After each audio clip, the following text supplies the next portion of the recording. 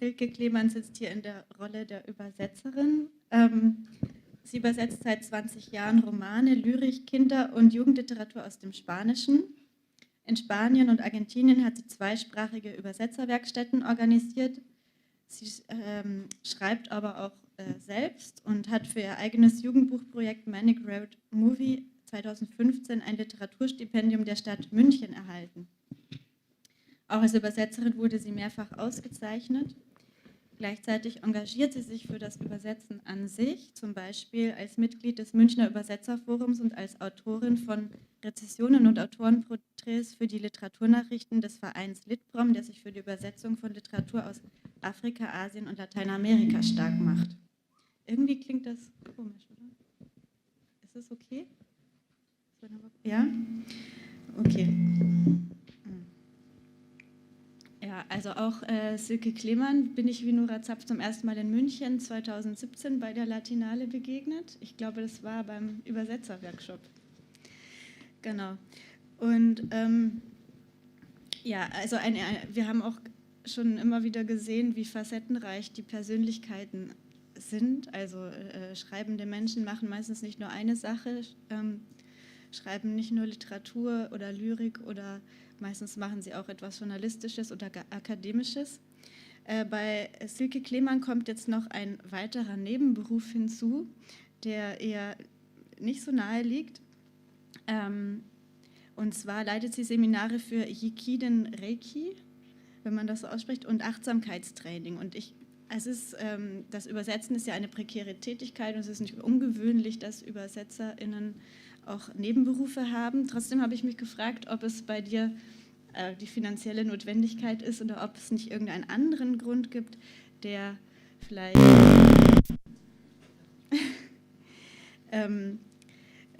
warum und wie sich diese beiden Tätigkeiten, also die Arbeit mit den Texten, mit literarischen Texten und das Achtsamkeitstraining und Reiki verbinden. Also vielen Dank und auch danke hier, dass wir überhaupt dabei sein dürfen und mit dem besonderen Fokus auf den Übersetzerinnen und Übersetzern. Danke auch für alle, die noch die Geduld haben, uns auch noch zuzuhören. Das ist ja ein langer Abend. Zu deiner Frage, also es ist jetzt nicht aus finanziellen Gründen, dass ich dieser anderen Tätigkeit noch nachgehe. Es ist vielleicht auch eher eine Tätigkeit, mit der man auch ebenso mit dem Übersetzen nicht unbedingt, die würde man nicht wählen, wenn man es nur aus finanziellen Gründen machen würde. Meine Motivation war eher, dass ich für mich in meinem Leben schon sehr früh gemerkt habe, dass es zwar natürlich das gibt, was man professionell ausübt, was man lernen kann, wo man sich fortbildet, aber dass darunter liegt ja immer der eigene Zustand. Und für mich war eigentlich früh klar, wenn ich in einem ruhigen, gelassenen Geisteszustand bin, gelingt mir alles besser. Es war so eine persönliche Praxis, aus der es entstanden ist. Und im Laufe der Zeit habe ich dann gemerkt, dass ich damit auch anderen Leuten helfen kann. Also es war gar kein Berufswunsch, es hat sich eher ergeben entlang des Wegs. Und es verbindet sich sehr gut, weil man ja in feinen Bereichen des Geistes bei beidem unterwegs ist. Deswegen ist es für mich eine gute Kombination. Das ist das, was ich sogar vermutet hatte. Also eine Konzentration und auch vielleicht sogar eine Magie, die darin liegt, sich auf den Geist, auf das Geistige zu konzentrieren. Jetzt möchte ich noch ein paar Worte zu Tania Favela sagen. Sie ist Dichterin und Essayistin. Sie stammt aus Mexiko-Stadt und hat dort an der UNAM in lateinamerikanischer Literatur promoviert.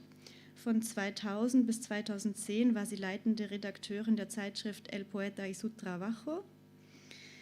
Aktuell ist sie an der Universidad Iberoamericana in Mexiko-Stadt tätig. Und auch bei ihr möchte ich jetzt nicht die Liste der Veröffentlichungen auszählen, sondern wieder dazu einladen, die Latinale-Website www.latinale.org zu besuchen. Und stattdessen wieder eine Frage zu stellen. Creo que es una pregunta fundamental cuando combinas la actividad de ensayista, de crítica literaria, con la actividad de poeta. Porque ¿cómo puede funcionar escribir al mismo tiempo y no sé, uno se critica demasiado a sí mismo? O sea, ¿cómo puede funcionar? Bueno, gracias por la pregunta y también gracias a todas las personas que organizaron, ¿no? Estoy muy contenta de estar aquí, gracias por la invitación, gracias a Silke, ¿no? Por haber traducido los poemas. Y bueno, en mí funciona muy bien, ¿no? En el sentido de, por ejemplo, el libro del que vamos a leer ahora, que tradujo Silke, La marcha hacia ninguna parte, lo escribí al mismo tiempo que escribía un libro de ensayos que se llama Remar a contracorriente, 5 poéticas. Entonces yo estaba en ese libro de ensayos estudiando varios poetas, ¿no? A Hugo Gola, un poeta argentino, a Olvido García Valdés y Miguel Casado, poetas españoles, a Roger Santibáñez, un poeta peruano, y a Gloria Hervitz, una poeta mexicana.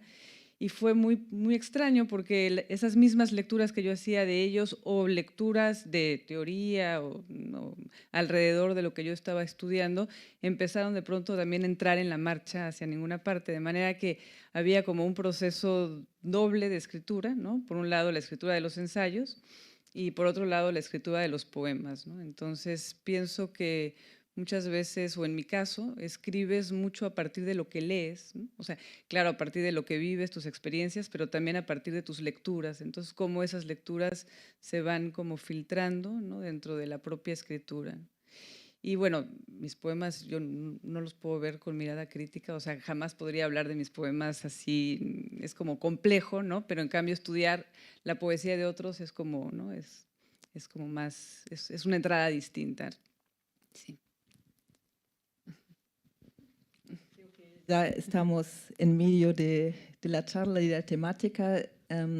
Vamos a hablar sobre la selección de estos poemas y también de las ideas que hay atrás.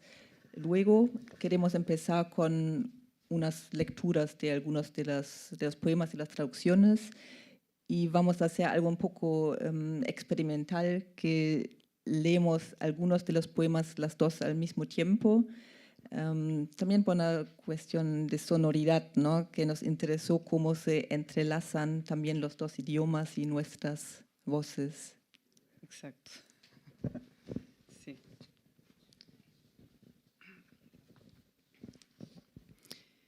Mientras las oropéndolas hacen su reclamo en los tupidos bosques, las aguas del río, acrecentadas por las lluvias de verano, se desbordan velozmente. Wei Jingwu.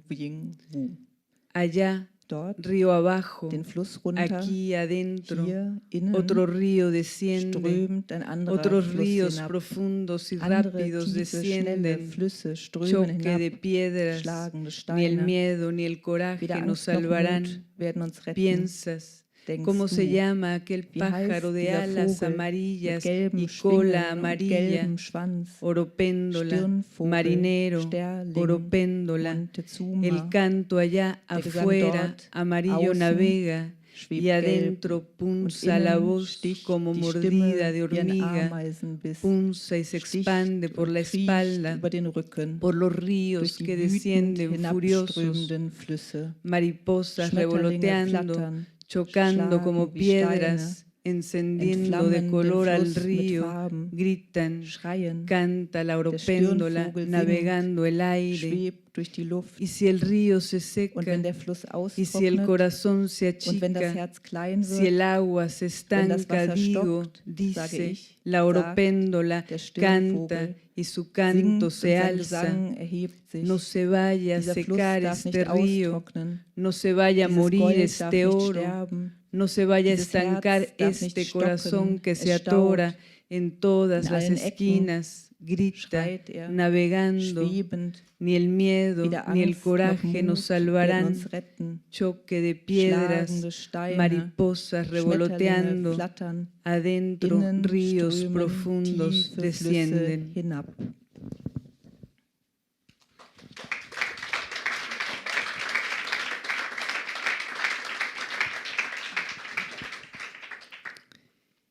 Espigón, jarcias, dínamo, las azucenas en el campo. ¿Qué dices? Escollera, canaleta, sigue su ritmo, avanza con la cabeza en blanco, las azucenas en medio de los caballos. ¿Ves? Alguien mira impasible ese paisaje, este paisaje. Las azucenas, ¿son acaso tus restos en el aire? jarcias antiguas resuenan, restos de que al entrar perdemos el lenguaje, dices, en medio de los caballos, en el campo, al entrar perdemos, barco al fondo del mar. Alguien mira, la cabeza blanca, el mar, azucenas en el campo, caballos, restos de qué, caminas con ritmo lento, avanzas, espigas, jarchas, dinamos, todo al sol, igual pero distinto. Las azucenas suenan, espigas altas como los sueños. ¿Qué dices que no te escucho? Alguien susurra. Las azucenas en el campo, adentro, afuera resuenan las palabras, canaleta, escollera, espiga, espigón, sustituir su correntada, todo al sol. El afecto nos hace, dices, todo lo despierta.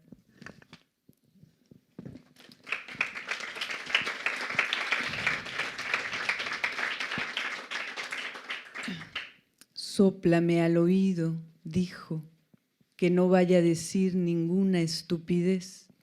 Al oído y luego a la boca, sóplame, dime ahí, en lo cóncavo, ahí, desde ahí, que resuene tu voz en silencio, adentro, tu voz con todos sus sonidos en silencio, en lo cóncavo, pensó. Y pensó en ese caracol que es el oído, ese caracol que escucha, la espiral. Pensó también la voz entrando o saliendo por la espiral. Ahí sóplame, dijo, al fondo de esa espiral, arriba, la escalera de caracol. Pensó el vértigo de la caída, como si no pasara nada, pero todo pasa.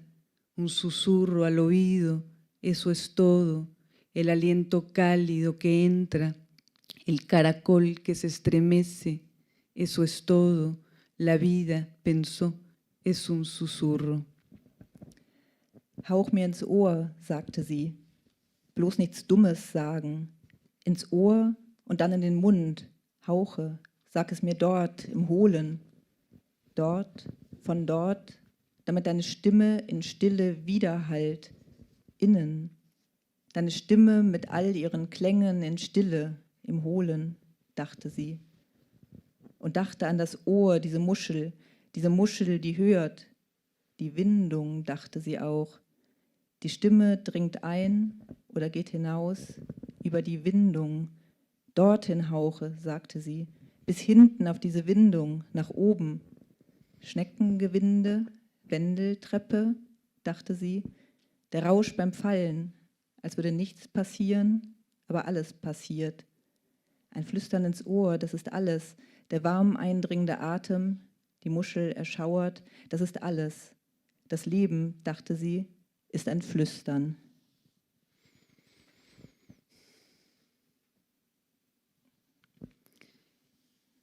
El soñador se come las uñas de las palabras, dice él. El soñador es una caja vacía, un túnel que despierta es el soñador, dice, un túnel despertando. Con la boca rota escupe pedazos de sueño el soñador, con la boca rota canta, canturrea, dice. El soñador se come las uñas, los dedos deliciosos, dice ella. Las manos se come el soñador, caja vacía que canta sin voz.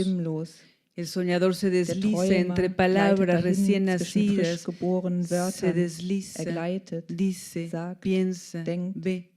La tierra es un planeta frío, se dice el soñador. Tamborileo, tambor, la tierra es, se dice el soñador. La tierra es elástica, desciende hasta la carne y de ahí hasta el sueño. Desciende, tambor, tamborileo, al ritmo de ella o de él.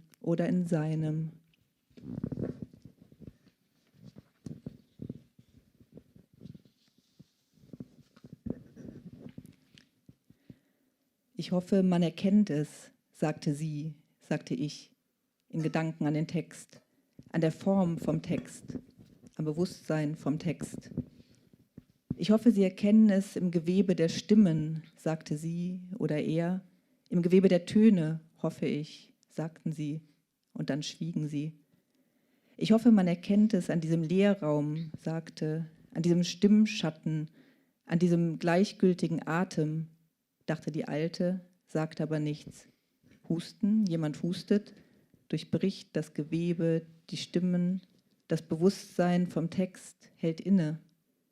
Ich hoffe, es dauert nicht lange, dauert nicht zu lange, dachte der Alte fast ohne Denken. In Stille erklang die Stimme. Die Stimmen donnerten stumm unter den Wörtern. Die Stimmen erklangen dort, unter jedem Buchstaben. Ohne Sinn, dachte sie. Es erklangen die Stimmen hinter dem Text. Stimmen verwebt, dachte sie, mit anderen Stimmen. Ein klingender, biegsamer, formbarer Draht. Unter einem Bellen, einem Schnarchen, Atmen, Atem. Was? Wessen Bild bin ich?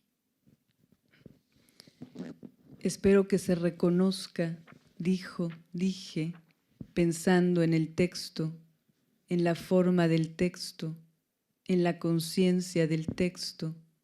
Espero que se reconozcan en el tejido de voces, dijo ella o él, en el tejido de tonos, espero, dijeron ellos y luego se quedaron callados.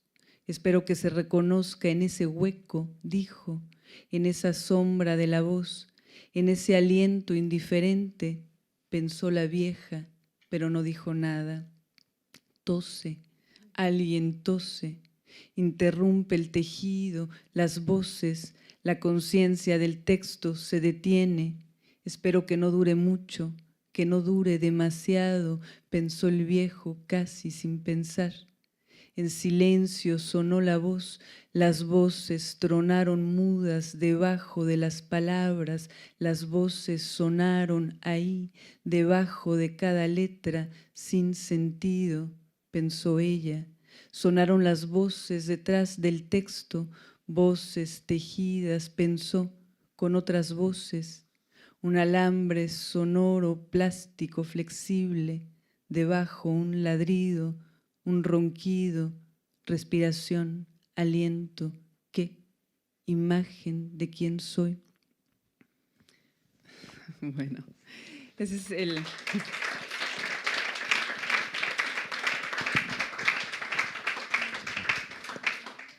primer bloque de lectura y queríamos un poco conversar, ¿no? Entonces, bueno, yo quería preguntarle a Silke, ¿no? Es una pregunta para ella como traductora, ¿no?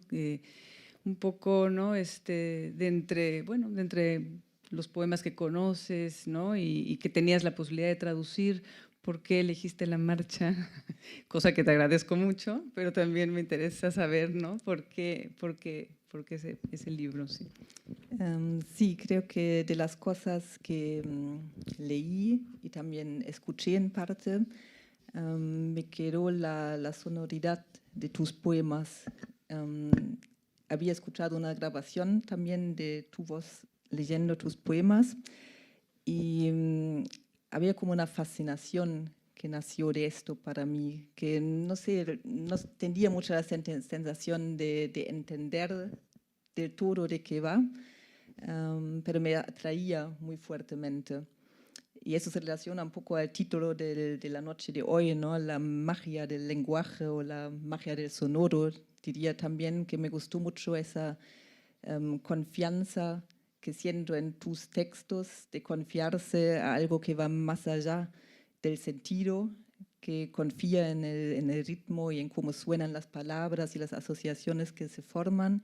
Y me resultó muy atractivo y pensé, bueno, con eso me gusta trabajar, a ver si lo entiendo un poco más. Y sí, fue muy, muy placentero entrar en ese terreno muy desconocido, ¿no? Donde sí hay que confiar mucho en tu lenguaje y después en mi lenguaje. Sí. Voy a traducir esto un poco, ¿sí? Claro, sí. Bueno, nos vamos sigo en español, vamos a hacernos preguntas mutuamente, pero yo también voy a sintetizar un poco al alemán lo que decimos. So die erste Frage von Tanja für mich war, warum ich gerade ihre Gedichte aus dem Gedichtband La Marcha hacia ninguna parte ausgewählt habe für dieses Festival. Und meine Faszination war vor allem klanglicher Natur. Als ich die Gedichte zum ersten Mal gehört habe, von ihr gelesen, sind mir so ganz viele Worte, Rhythmen, Klänge direkt im Gedächtnis geblieben. Und ohne genau sagen zu können, was passiert oder was fasziniert mich, hat mich so diese Magie ihrer Sprache erfasst. Und damit wollte ich mich gern weiter auseinandersetzen. Und es hat dann auch sehr viel Freude gemacht im Nachgang. Ich werde jetzt direkt eine Frage an Tanja zurückgeben. Und zwar die, wie wichtig ihr für ihre Arbeit, für ihr Schreiben die Musikalität und der Klang der Sprache ist und auch, was bei ihr den Impuls fürs Schreiben oder für einen neuen Text ausmacht, ob sie das so allgemein sagen kann. Va mi primera pregunta para ti, Tanja. ¿Qué importancia tienen para ti la sonoridad y la musicalidad del lenguaje? ¿Y puedes decir de alguna forma generalizada qué es tu impulso para escribir un poema? Okay. Sí, bueno, la primera parte de la pregunta, ¿no?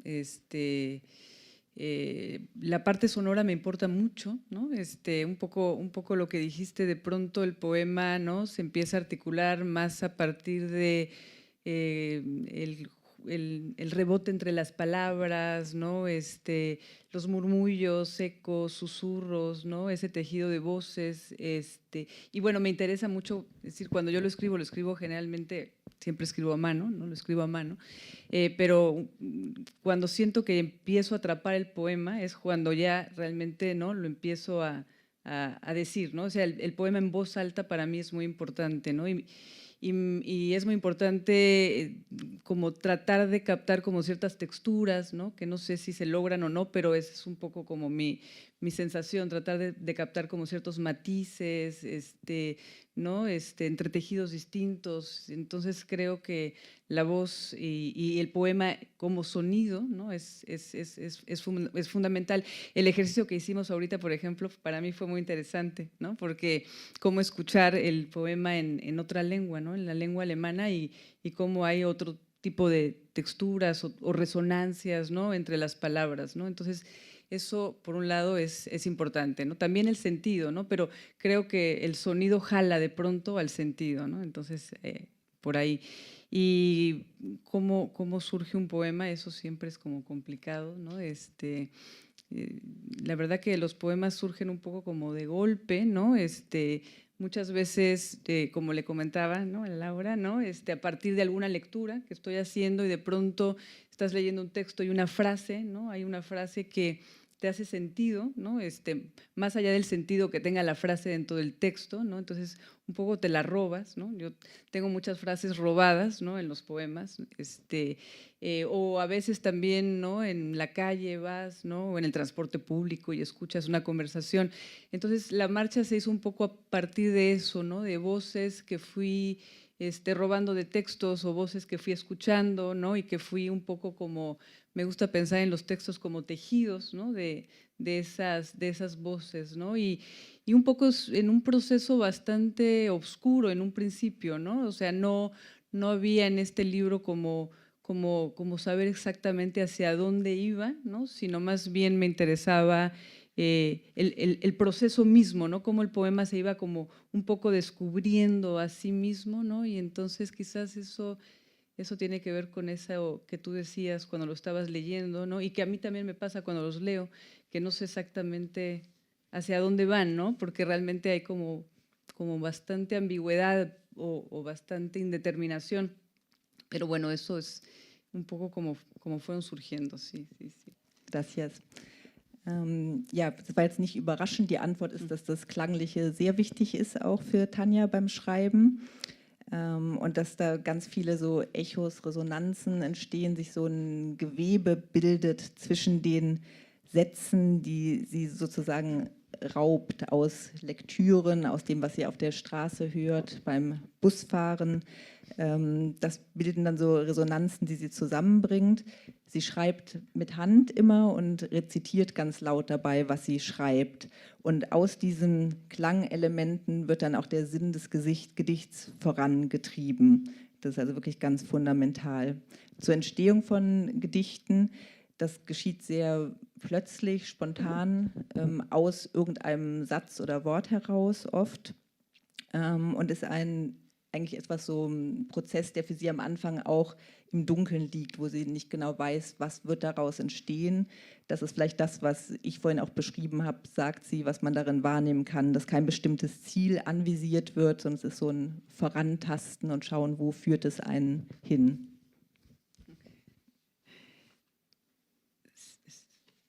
¿Hacemos una pregunta más? Sí, seguimos. Ah, sí, yo te lo pregunto. Claro. Bueno, también, ¿no? Preguntarte un poco cómo fue, bueno, me interesa, ¿no? Cómo fue el proceso de traducción, ¿no? Que nos hables un poco de tu proceso de lectura, de traducción. Se me ocurría un poco preguntarte a qué le diste prioridad, ¿no? Cuando estás ante un poema, ¿no? En el caso de los poemas de la marcha, ¿le diste prioridad a lo semántico o a lo rítmico, a la sintaxis o a la tonalidad o hiciste un equilibrio entre todos estos? Un poco que nos hablarás de tu proceso de traducción, por favor. Sí, claro que al final siempre uno espera llegar a un equilibrio, ¿no? Pero en tus poemas me importó mucho el ritmo y la sonoridad y vi mucho. Sí, eso creo que fue el enfoque principal, que escuché también muchas veces las grabaciones, como tú leías las poesías, y quería llegar a un ritmo parecido. Y claro, siempre se traduce el sentido también, pero en este caso me importó más la sonoridad y ver también esas asociaciones que aparecen dentro de un texto, pero también a veces saltan a otro texto y se repiten, ¿no? Eso traté de conversarlo también. Y bueno, pero estaba leyendo en voz alta mucho también mis traducciones y a veces llega a un punto donde pruebo, pero no me gusta más lo que pruebo y allí ya digo, bueno, por ahora me quedo con esta versión, parece que es lo que quiere sonar, ¿no? Ahí podía confiar también en lo que sentía de tus textos, ¿no? De que hay como una sabiduría de lo sonoro en sí, ¿no? Que era ein intento de captar esto, sí. Ich übersetze. Die Frage ging danach, wie mein Übersetzungsprozess war, worauf ich besonders geachtet habe, ob eher auf die Syntax, den Rhythmus, den Klang, die Bedeutung oder vielleicht ein Gleichgewicht von all dem. Mein Wunsch war natürlich, ein Gleichgewicht zu erzielen, aber bei diesen Übersetzungen war der Schwerpunkt klar auf dem Klanglichen und auf dem Rhythmischen. Ich habe beim Übersetzen auch immer wieder mir die spanischen Originalfassungen von Tanja angehört und versucht halt was zu finden, was so eine ähnliche Wirkung erzielt. Darum geht es ja beim Übersetzen eigentlich immer und ich finde auch beim Übersetzen von Lyrik. Das war auch teilweise die Schwierigkeit hier bei den Übersetzungen. Ja, ich glaube, das war so das Grundlegende. Jetzt kommt noch wieder eine Frage von mir für Tanja. Genau, das geht darum, wie es für Sie denn war, übersetzt zu werden und ob das vielleicht nochmal einen neuen Blick für Sie auf Ihre Texte eröffnet hat und noch spezifischer, ob sie in irgendeinem Moment auch mal Angst hatte, nicht verstanden zu werden oder dass was ganz Komisches rauskommen könnte bei den Übersetzungen. Es la pregunta, como tu experiencia de ser traducida, ¿cómo fue esto? ¿Surgió algo nuevo en tu mirada sobre tus propios textos? Y también si en algún momento sentiste miedo que a lo mejor no te iba a entender del todo, iba a surgir algo muy extraño. Bueno, de entrada, pues fue una experiencia muy interesante, ¿no? Muy grata para mí, ¿no? Ir siguiendo un poco el proceso de la traducción de Silke, porque tuvimos oportunidad de hacer algunos Zooms, ¿no? De conversar, también, bueno, por medio del correo, ¿no? Silke me hacía algunas preguntas, ¿no? Sobre los poemas y eso me interesó mucho porque era como tratar de ver los poemas desde una lectura muy distinta a la mía, ¿no? Y entonces sí creo que conforme tú me ibas haciendo preguntas, yo iba releyendo mis poemas pensándolos desde tus preguntas, ¿no? Entonces, por ejemplo, yo no me había dado cuenta de tanta indeterminación de los pronombres, ¿no? que hay dentro de los poemas. Para mí era bastante natural, pero tú me hiciste ver, ¿no? que era como complejo pasarlo al alemán, ¿no? Y entonces ahí tuvimos discusiones interesantes y también, no sé, tú de pronto veías algunas lecturas que yo no pensaba, ¿no? Me acuerdo que en alguna ocasión me hablaste de si había como un hijo y una mamá y un papá, ¿no? Y en un poema que ciertamente puede tener eso en el fondo y que yo no lo había pensado. Entonces, sí, aprendí mucho a través de tus preguntas, ¿no? Es decir, no puedo leer los poemas en alemán, no sé alemán, ¿no? Entonces, lo único que puedo es como disfrutar la sonoridad, ¿no? Los ritmos, ¿no? Las texturas, pero sí, tus preguntas me hicieron ver como otros puntos, ¿no? de los poemas.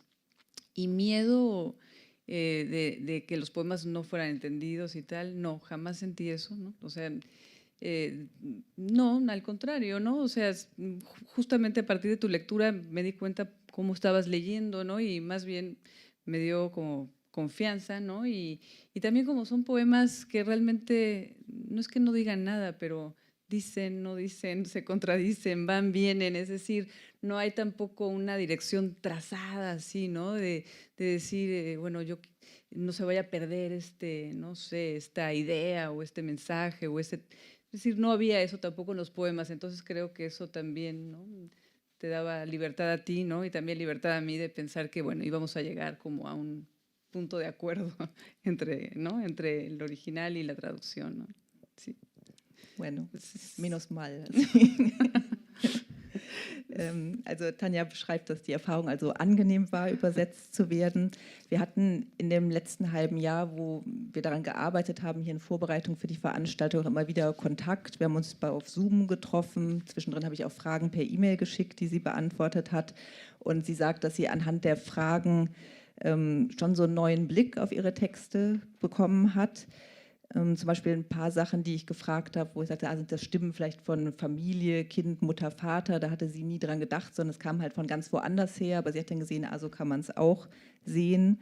Und ein Punkt, über den wir viel gesprochen haben, war die Unbestimmtheit der Pronomen, weil man im Spanischen halt die Verbform auch nutzen kann ohne Personalpronomen. Im Deutschen ist das schwieriger und das war ihr gar nicht so klar, dass ihre Gedichte im großen Teilen so unbestimmt sind, was jetzt die Identität sozusagen des Sprechenden oder des Zitierten angeht. Das kam durch diesen Prozess auch hervor. So hat sie das Gefühl, dass sie schon was gelernt hat durch die Fragen und sie kann jetzt kein Deutsch, kann also die Gedichte sich nicht genau auf den Sinn hin anschauen, kann nur den Klang genießen, wie es jetzt auf Deutsch die Texturen sind, wiederkehrende Elemente. Und also Angst hat sie nie empfunden, dass sie nicht verstanden werden könnte. Zum einen, weil sie an meinen Fragen gesehen hat, dass es wohl nicht völlig falsch geht. Und wie sie auch sagt, dass das jetzt keine Gedichte sind, wo es so einen fixen Sinn gibt, den alle gleich verstehen müssen oder wo großartig verloren gehen kann.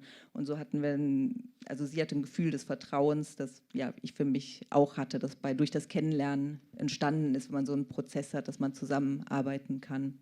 Yo sentí que es un privilegio poder trabajar juntas así, ¿no? Para que pueda crecer la confianza que sí ayuda a hacer una buena traducción, ¿no? Que eso creo que vale en general, que es mucho mejor, sí, tener confianza de base. Bueno, hacemos Vamos al segundo bloque de... A ver, que tengo muchos papeles aquí. Los poemas están también en este maravilloso libro, o los otros van a estar en la página web de la Latinale, pero por el orden complicado leemos de otras fuentes, ¿no? Pero están ahí. Seguimos juntas, ¿no? Sí. Se quiebra lo duro, lo blando se pliega sobre sí mismo, plegaria, piensa sin saber por qué.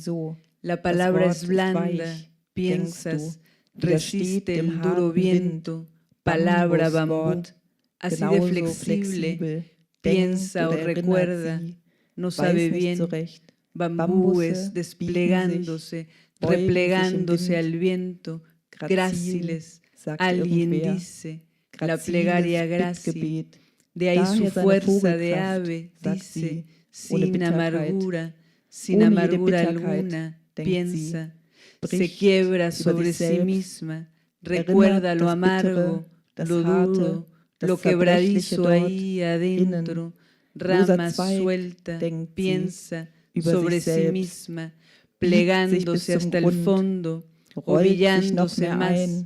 ¿Para quién? Al fondo la plegaria sigue sonando, esa palabra bambú, piensa, ese campo todo bambú, grácil, moviéndose al decir del viento.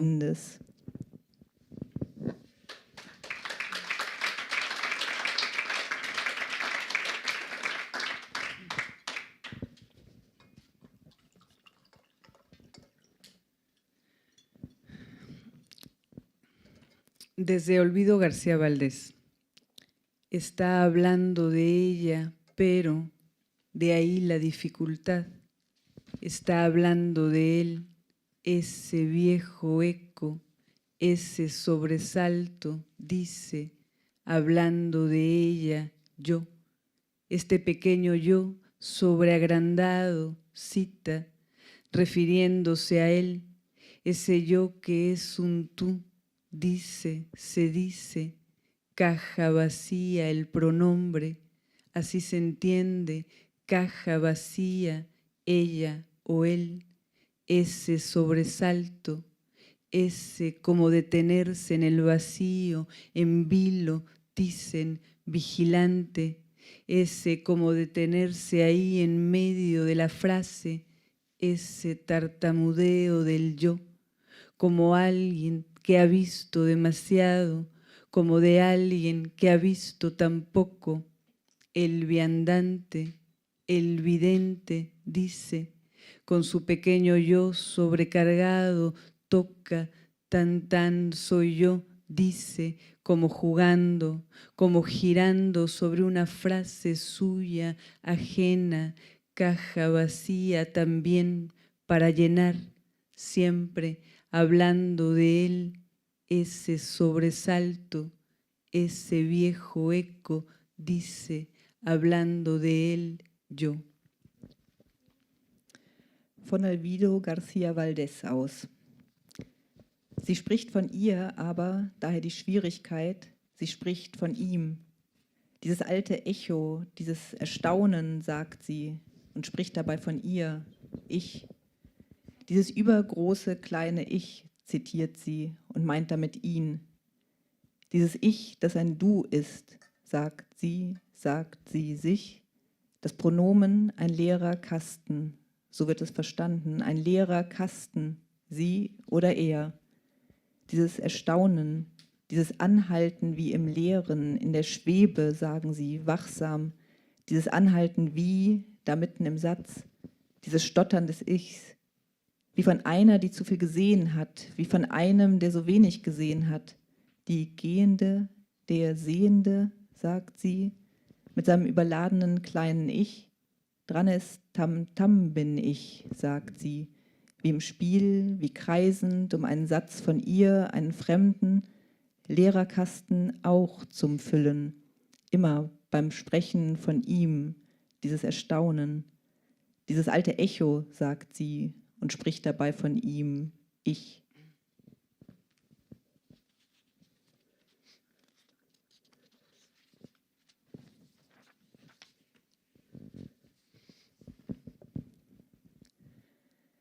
Mich rettet der Schrei, sagte sie, ein stummer, kraftvoller Schrei. Von innen kommt er und innen bleibt er. Sagen ist immer etwas im Stillen sagen. Außen hört man nur das Murmeln, das einsame Trällern einer, die nicht, die nur das Unvollständige sagt. Sowas wie Lavendelcouleur, Lavendelodeur. Man weiß nicht so recht. Innen, außen ist der Lavendel verwaschen lila, schüchtern blau. Sagen ist immer sagen, etwas verwaschen und blau. Lo que me salva es el grito, dijo, un grito mudo, poderoso, desde adentro viene y adentro se queda. Decir es siempre decir algo en silencio. Afuera solo se escucha el murmullo, el canturreo solitario de alguien que no, que dice solo lo inconcluso, algo así como el color lavanda, el olor lavanda, no se sabe bien qué es, adentro, afuera, el lavanda es de un lila deslavado, de un tímido azul.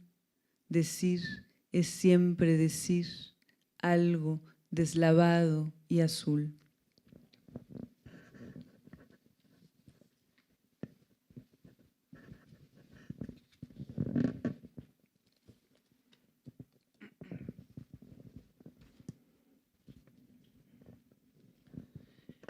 Los harapientos, los deshilachados, poemillas suyos, dijo, se oyó decir, casi murmurando, casi en silencio, como deshilachando la propia voz empobrecida, desvestida, o casi, eso era lo que buscaba y escapaba a todo ropaje, dijo, a todo ropaje. De ahí la intemperie, de ahí el cielo estrellado sobre la cabeza, pensó, estrellada también la propia cabeza, ¿contra qué o quién?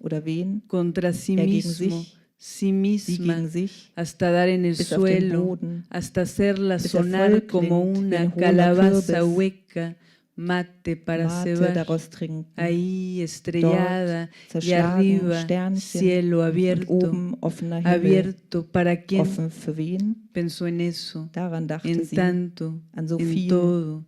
Pensó en los deshilachados, los harapientos, los hambrientos, todos los invoca. En eso pensó, los invoca ahí sobre el suelo, descabezados, estrellados sin saber, ahí rompiéndose las bruces, como quien dice, pensó, como queriendo decir, como sabiendo lo mudo de eso, lo deshilachado de ese canto que no, de ese decir que apenas anda, dijo, se oyó decir, como repitiendo la voz de otro, repitiendo la voz de otros, se oyó. Ahora, antes, los deshilachados y arriba el cielo abierto.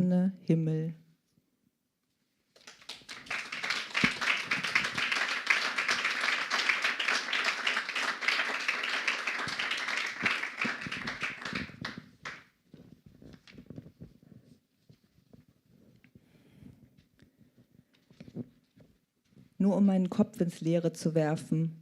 Nur dafür, ihn zu werfen, dafür hat mir genützt, ihn einfach so zu werfen. Mein Kopf ein Bumerang, sagst du. Das, was du siehst, das, was dir gefällt, das geht nicht, kommt nicht. Es gibt kein Denken außerhalb, gibt kein Ziel zu treffen.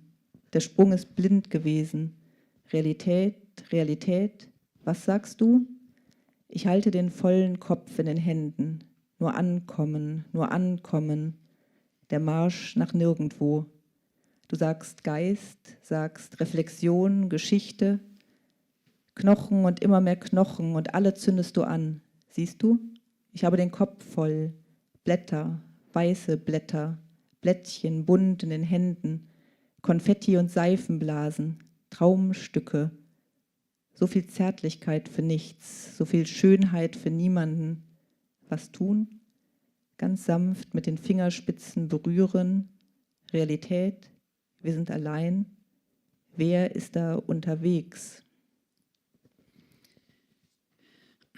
Solo para lanzar mi cabeza al vacío, solo para eso, para lanzarla, para eso me ha servido, para lanzarla sin más. boomerang, mi cabeza, dices, eso que ves, eso que te gusta, eso no va, no viene, no hay pensamiento exterior, ni blanco al que apuntar, el salto ha sido ciego, realidad, realidad, ¿qué dices? Tengo la cabeza llena entre mis manos para llegar, la marcha hacia ninguna parte, dices espíritu, dices reflexión, historia, huesos y más huesos y todos los enciendes, ¿ves? Tengo la cabeza llena, papeles, papeles blancos, papelitos de colores entre las manos, confeti y burbujas de jabón, retazos de sueño, tanta ternura para nada, tanta belleza para nadie. ¿Qué hacer? Tocar apenas con la punta de los dedos. Realidad, estamos solos. ¿Quién anda por ahí?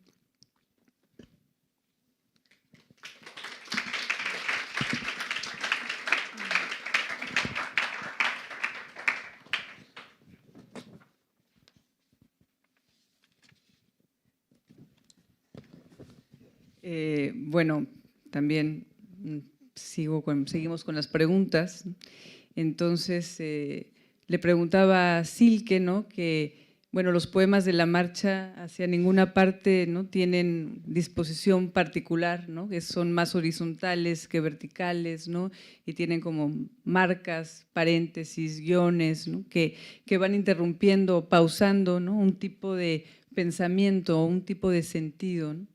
Y bueno, la pregunta es si esto implicó alguna dificultad para ella al leerlos y al traducirlos, porque yo tengo la sensación que esas marcas son una especie como de forma de pensar con el poema, ¿no? O sea, hay un tipo de pensamiento que se piensa en el poema, ¿no?, y que es un pensamiento que solo se puede pensar ahí, ¿no?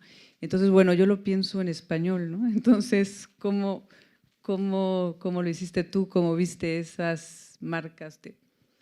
Sí, eso no me pareció tan problemático. O sea, me gustó la disposición formal, que tienen mucho espacio, que tienen muchos signos, ¿no?, que más allá de las palabras, hay esos espacios, hay guiones, hay sí, diferentes marcas, y no les he traducido tanto, porque en mi recepción de tus poemas no me parece tan claro qué significan en español tampoco. Con perdón. Sí.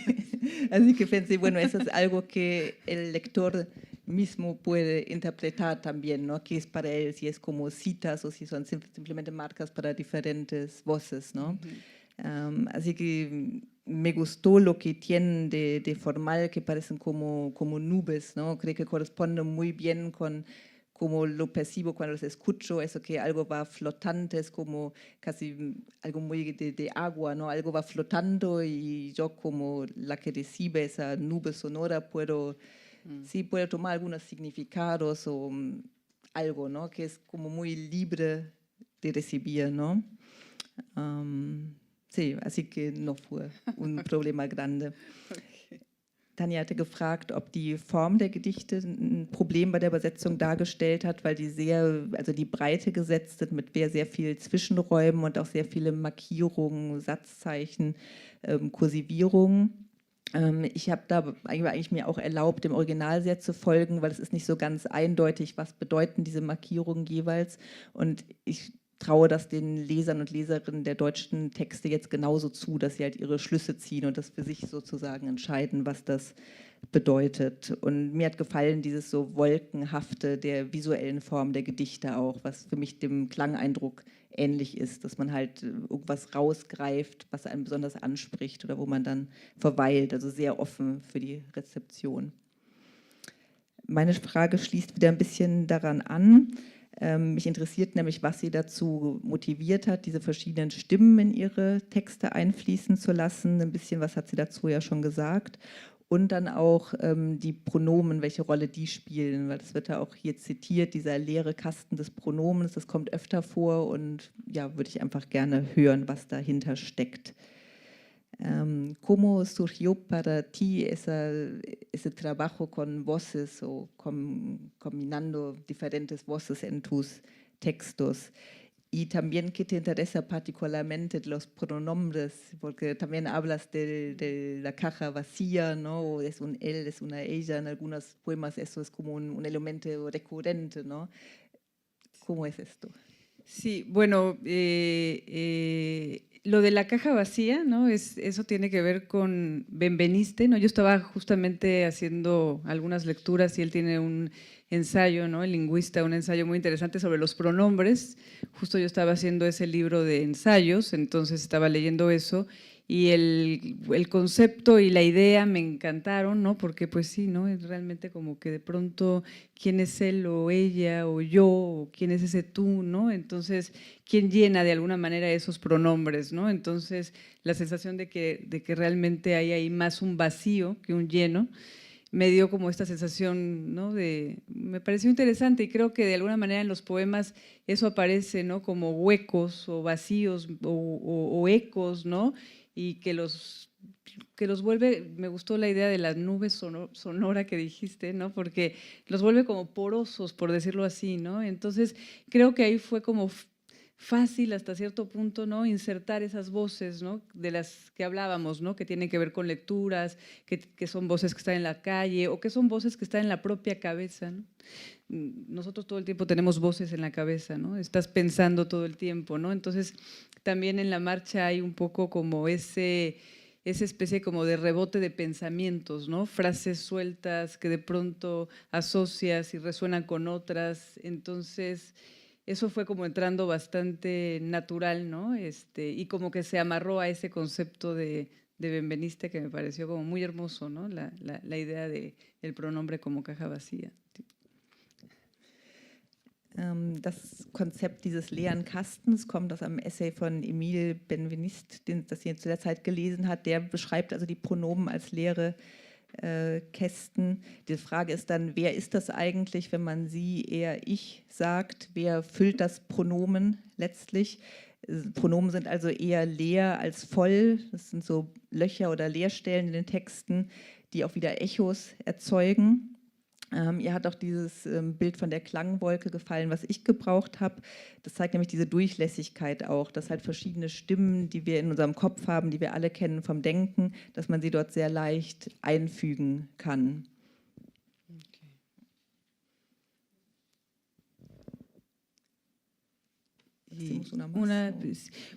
Una pregunta más y vamos a cerrar con un poema, ¿no? Entonces, una pregunta que teníamos también preparada que tenía que ver con cuál poema te costó más trabajo traducir, ¿no? O qué rasgos de los poemas te parecieron más difíciles, ¿no? Sí. Sí, había dos de los que me resultaron más difíciles en este último bloque que leímos ahora, ¿no? Uno fue la de se quiebra lo duro, la plegaria, porque la palabra plegaria y el verbo plegar en español se suena muy bien, ¿no? Y no, en ese poema me costó mucho encontrar una solución sonora que también transmitía el significado. Y todavía creo que ahora estoy más o menos contenta, pero el efecto me parece no es el mismo que en español todavía. Probablemente sería mejor soltarse todavía más del original, hacerlo más libremente. Pero bueno, con las traducciones es así, ¿no? Uno llega hasta el punto donde puedo ahora y a lo mejor en algún momento agarro y intento otra vez, ¿no?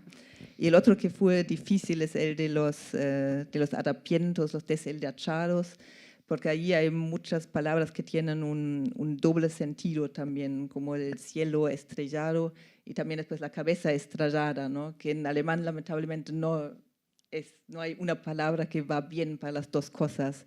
Y allí sí me alejé un poco más y puse una solución de meter algunas palabras más para crear una asociación entre las dos partes, ¿no? Eso fue bastante difícil y no sé, otros tendrán que decir si es logrado o no, ¿no?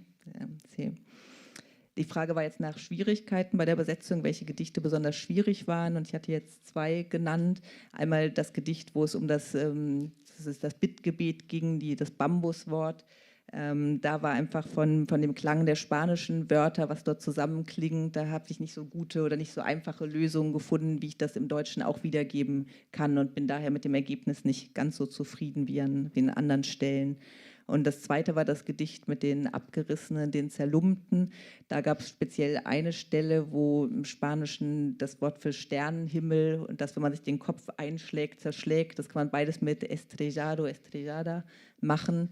Da habe ich Wörter ergänzt, um diese doppelte Bedeutung reinzubekommen. Und ja, ist natürlich immer schöner, wenn man ein Wort findet, finde ich. Aber gut, es sind halt so Annäherungen, so weit ich jetzt halt gekommen bin. Vielleicht kann man da irgendwann noch was verbessern.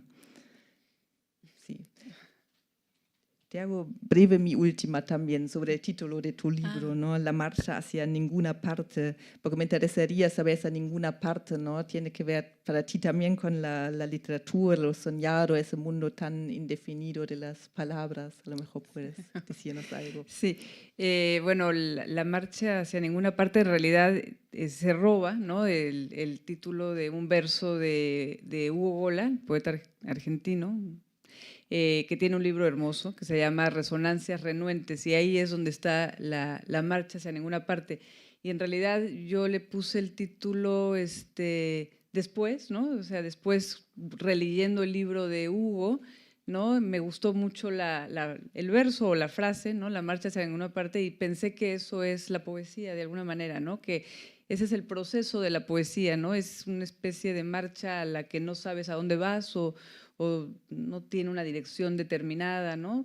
Puede tener que ver, como dice Silke, ¿no? Con los sueños, ¿no? Puede tener que ver con cosas que uno conoce o desconoce, ¿no? Pero me gustó la sensación, ¿no? Y creo que iba con los poemas, ¿no? Que tienen que ver con una especie como de vaivén, ir y venir, ¿no? Y que realmente pues no llegan a ninguna parte, ¿no? O sea, realmente no hay, ¿no? Una meta o un lugar hacia donde vaya, ¿no? Entonces, bueno, un poco sí sería la escritura, ¿no? O sea, creo que al final no habría ahí como una idea de que la escritura en la poesía es eso, ¿no?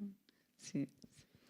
Also auch der Titel ihres Gedichtbandes La Marcha hacia ninguna parte, der Marsch nach nirgendwo, ist also auch eine geraubte Verszeile von Hugo Gola, dem argentinischen Dichter, der im mexikanischen Exil lange lebte, mit dem Tanja auch zusammengearbeitet hat.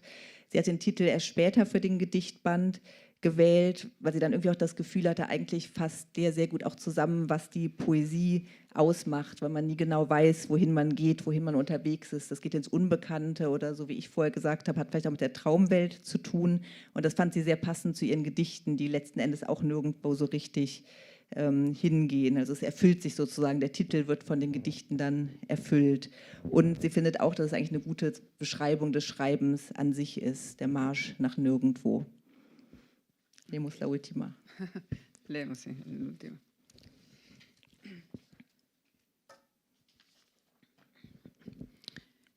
Desde el vientre Vom habló, Bauch aus sprach desde sie, el estómago, vom Magen, desde ahí habló, von dort aus sprach desde sie, ahí respira von la dort voz, atmet die las Stimme, voces, die Stimmen, desde ahí las von voces dort murmuran murmeln die Stimmen, adentro, innen, resuenan, hallen nach, lanzó un grito schrie sin einfach so más, los. al interior Im de Innern von wem? quiénes las Von voces, wem die Stimmen? pensó en él y Sie su dachte an voz, ihn und seine pensó Stimme. en ella, Sie dachte an sie, ella in y su ihr voz, und ihre Stimme. así So fisura y zerrissen und todo, alles. la boca Der Mund atenta, los aufmerksam, labios die en Lippen movimiento. in Bewegung. ¿Qué dice? Was wird gesagt? Dijo. Sagte ¿Qué sie. dices? Was sagst du? La infancia, Die la madre, Kindheit, die Mutter, al interior dos im Innern zwei voces, Stimmen. cordón Nabelschnur umbilical que träumt sueña, die Stimme la voz des del otro, anderen. y su voz Und ihre Stimme, dijo, sagte sie, arena sanft en el im engranaje, Getriebe, suena, knirscht, raspa, wacht ahí da la die voz Stimme auf. despierta. Muchas gracias. Muchas gracias.